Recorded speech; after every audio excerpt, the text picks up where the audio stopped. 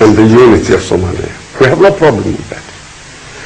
We support the territorial integrity of Somalia, but what is Somalia? That is the point to be answered, you see.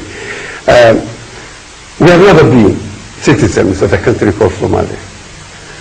Somalia, the name Somalia comes from the Italian syntax.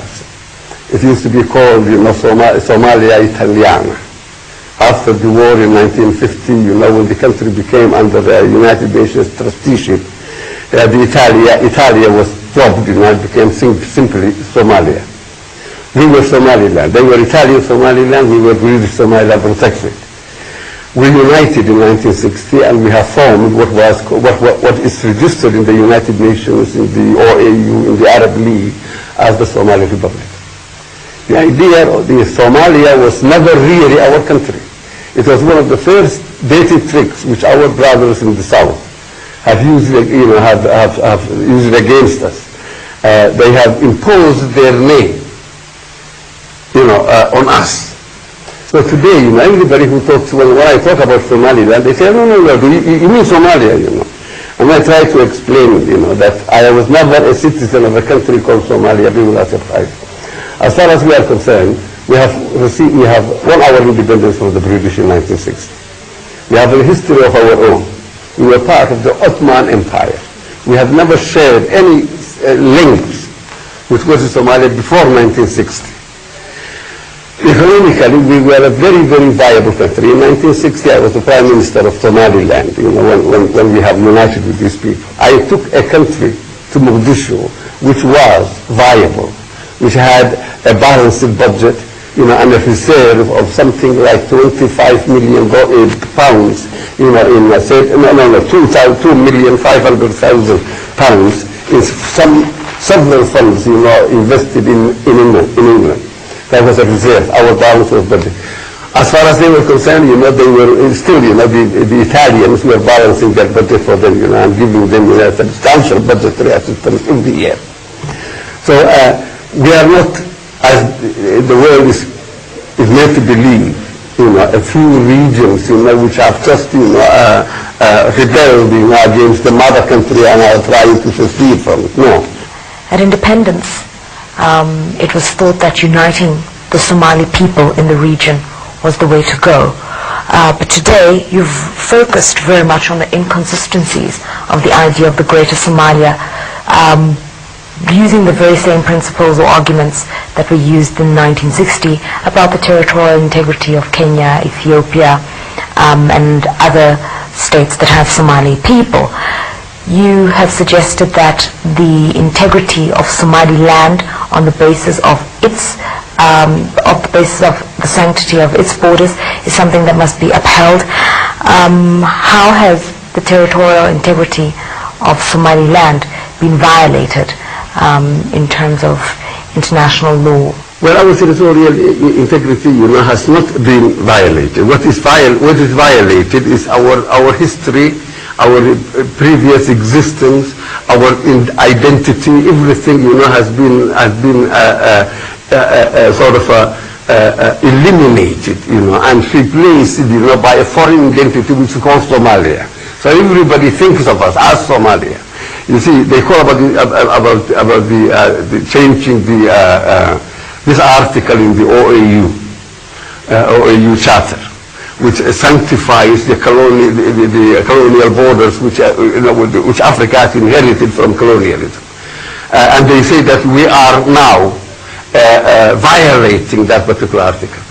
But I was there when that article was introduced in Addis Ababa, in the OAU conference. The man who introduced it was the late President Julius Nyerere.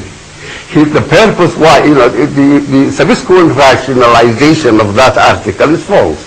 But at the time when it was being introduced directly against the attempt of the Somali Republic to expand towards Kenya, Ethiopia, and French Somaliland. The attempt to unify the Somaliland. It was to stop that. In fact, at the conclusion of his speech in Addis Ababa, if the records can be found, Julius Nyerere said that if this article is accepted, then the union between former British Somaliland and former Italian Somalia is invalid, and each should go back to their own to their own colonial borders. So that article was introduced into the charter to stop the unification of the Somali nation. Now it is being used to stop the withdrawal of Somaliland from the Union. It's illogical. You can't have your cake and eat it at the same time.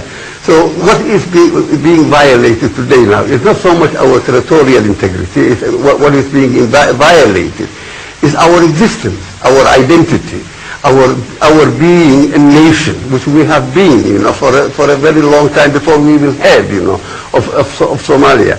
Nonetheless, there was a union between the two countries. Why is there now a revision of the principle of union today, after you did go ahead and unite in any case? Well, you see,